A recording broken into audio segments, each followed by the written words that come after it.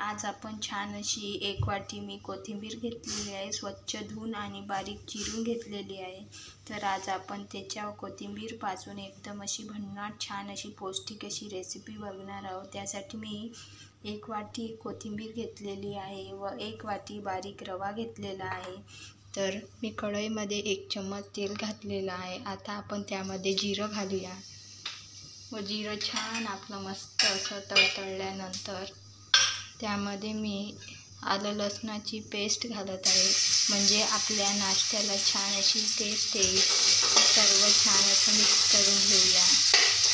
तर बघू शकता छान असं मिक्स झालेलं आहे। तर आता आपण त्यामध्ये कोथिंबीर घालून घेऊया। तर कोथिंबीरीला छान असं मस्त परतून घेऊया। तर बघू शकता कोथिंबीर छान परतून झालेली आहे। आता त्यामध्ये मी चवीनुसार मीठ घालत आहे, तुम्ही तुमच्या चवीनुसार घालू शकता। तर बघू शकता आता आपण छान याला मस्त मिक्स करून घेऊया।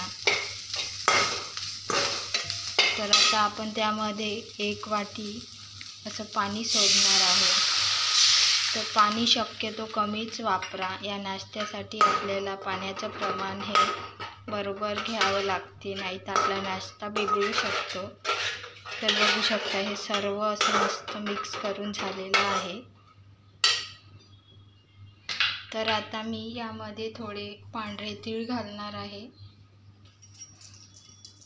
तर बघू शकता 1 चम्मच पांढरे तीळ वापरलेले आहे। तर बघू शकता गॅसची फ्लेम मी मीडियम ठेवलेली आहे, त्यासाठी मी बारीक रवा असा घेतलेला आहे।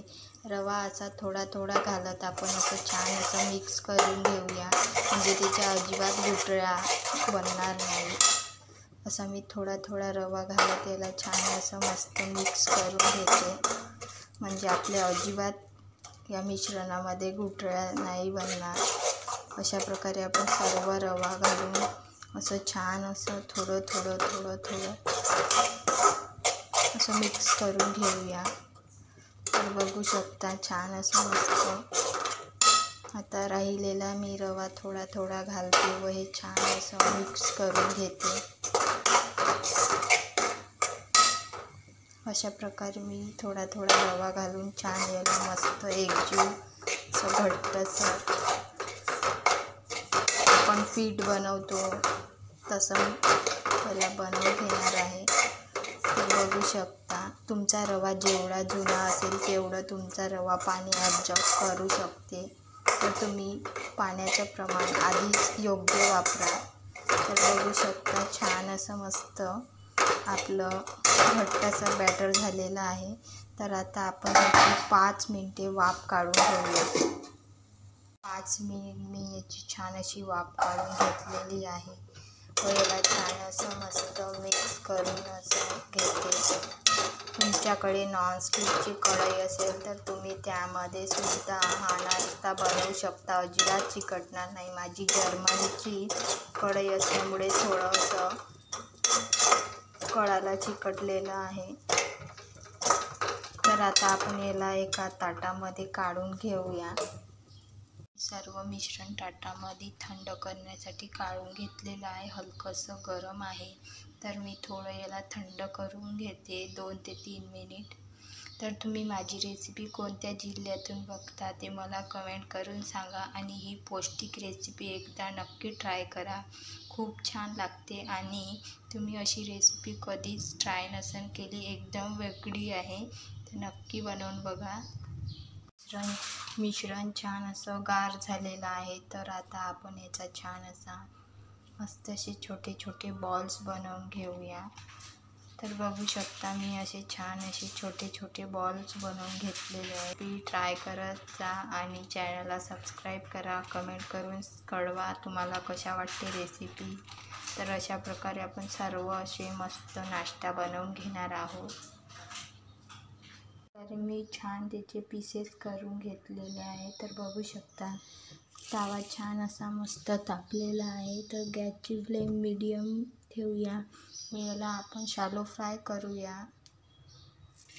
तर मस्त असं कुरकुरीत होईपर्यंत असं छान असं सर्व बाजूने याला शॅलो फ्राय करून घेऊया. तुम्ही याला शॅलो फ्राय न करता तेलामध्ये तळू शकता. तर मला तळण्याचं नाही आहे, तर मी शॅलो फ्राय करणार आहे. तुम्ही ही रेसिपी सकाळी चहासोबतसुद्धा खाऊ शकता. खूप छान लागते.